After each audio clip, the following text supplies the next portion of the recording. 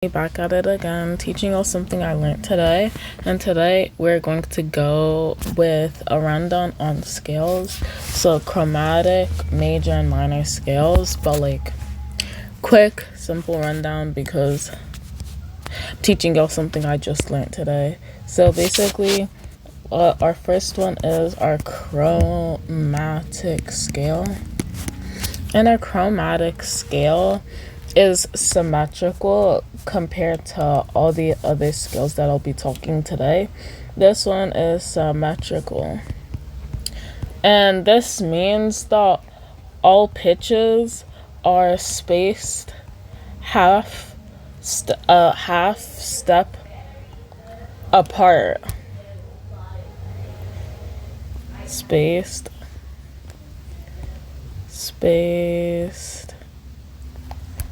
half step apart.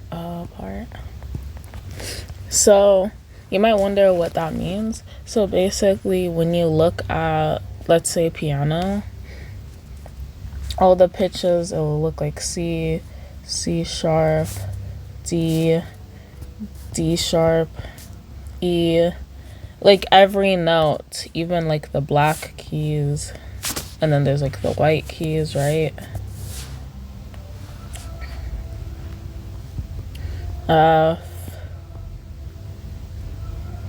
F sharp, G. So that's kind of like, that's kind of like what a piano looks like, and each note, the black keys and the white keys included, is a half step apart from each other. So C to C sharp is half, C sharp to D is half, D sharp to D to D sharp is half, D sharp to E is half, E to F is half, F to F sharp is half. So those are all half steps. And one thing that you also need to know is that when you write your scales down, is that sharps are for the ascending scale.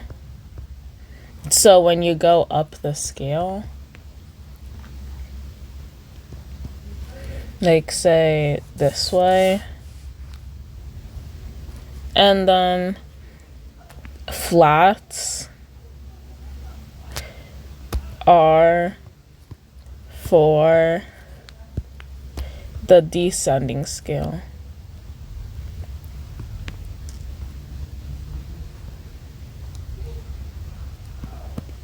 So if instead you were to go down this way, we would have to change the notes to, instead of F sharp, it would be G flat. Instead of D sharp, you would have E flat. And then instead of C sharp, we have D flat. So this and they mean the exact same thing. It's just that these specific notes have two names: D flat, C sharp, E flat, D sharp. So we always gotta remember that. And that's basically all for a chromatic scale. It's very simple, very demure, very mindful. And now we have our major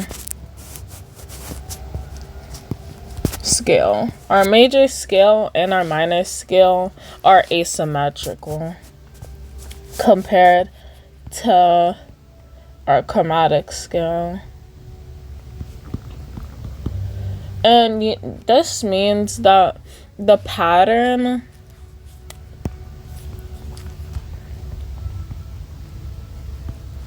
is composed of whole and half steps. And you might wonder what a whole step is, because we already talked about half steps. So whole step is 2 half steps. So if we were to look in this specific doodle that I made, this is 1 half step, this is 2 half steps. So then from C to D is a whole step. From D to F is a whole step.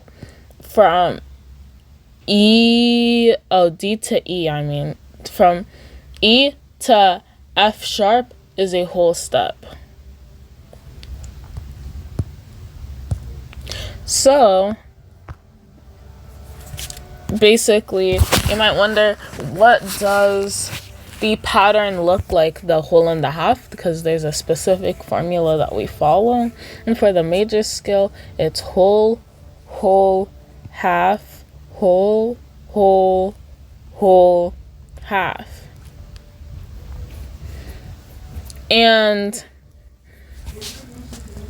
when you also look at that means that the actual notes are going to be 1 is here, 2 is here, 3 is here, 4 is here, 5, 6, 7, and then 8. So we have a whole step from the first and the second note, a whole step from 2 and 3, a whole step from 4 to 5, a whole step from 5 to 6, a whole step from 6 to 7. So to remember it, I just always remember where the half steps are. And the half steps are between 3 and 4 and 7 and 8. And then this is also, this pattern is also called the onion mode. And it doesn't even matter which letter. You can start with G, A, B, C, D. You just have to follow this specific pattern. And you might wonder how many scales we have. We have 15 major scales. Oh my gosh. 15 major scales. But there's 6 that are enharmonic, which basically means that they're equivalent to each other. So our enharmonic. So they mean that they're equivalent to each other. So if we look at B and C flat and F sharp and G flat and C sharp and D flat. So basically, if we were to look at our notes, C, D flat, C sharp, they are basically the same note. And if you were to start with the exact same note, that means that your whole scale is going to be the exact same, just written differently, because you remember at the top that sharps are for ascending scales and flat, like sharps and flats have to be together. Like you can't have a scale with both flats and sharps. So basically, this is the same note. And we can also look at F sharp and G flat. Let's look. F sharp is right here, G flat is right here. And they're basically the same because they're starting at the same note. And then B and C flat. Okay, so if we were to go down and draw, so C flat and B. So if we were to draw one more note, B would be right next to C. So a half step lower is C flat, and then there's B. So it's starting at the same note, but you would typically not call it C flat. if you're to look out on a piano, but yes, it is a an enharmonic. And let's go down to our minor scale.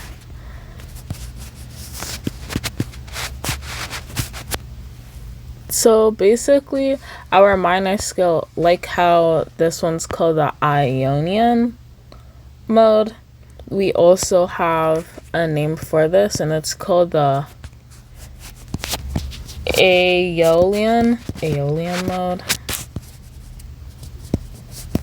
And so basically it's also asymmetrical like the major scale, because it's composed of half steps and whole steps. Paste. Okay. Cut. Copy. Paste. Okay. It's also asymmetrical, so the pattern is made up of whole and half steps. So you might wonder, what are the whole and the half steps? So the whole and the half steps are whole, I lied. Whole, half, whole, half, whole. Yeah, I think that's right. And so basically, what this means, we put the numbers right below. 1, 2, 3, 4, 5, 6, 7, 8. Likewise, this is a whole step, this is a half step, and so our half steps are from 2 and 3 and 5 and 6.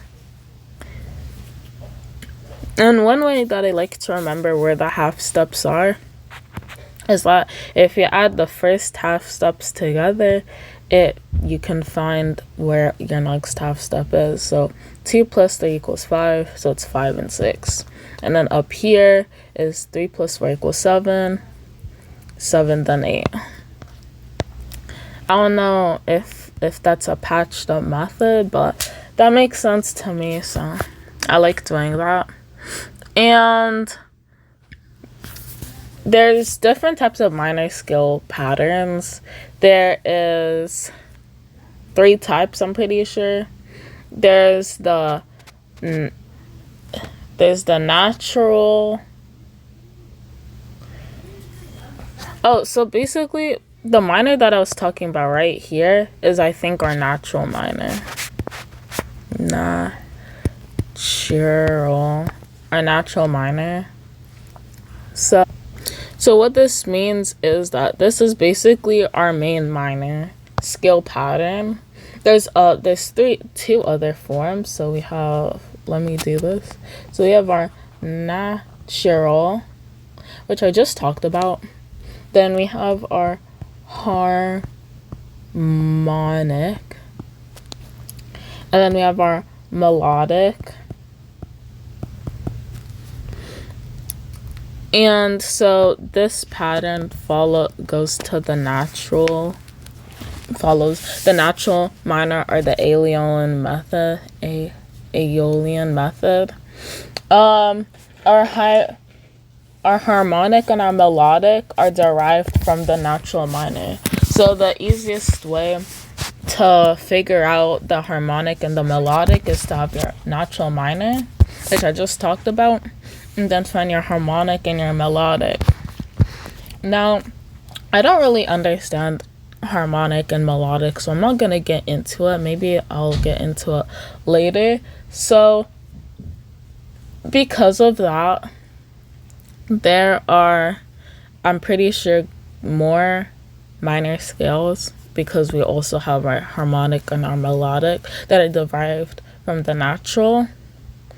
And yeah, that's basically all I'm gonna teach you. I didn't really get into natural, but yeah, you better understand chromatic and major scales better, because I went deeply into those too. But anyways, I'm gonna drop a PDF soon when I realize how like to make a website properly.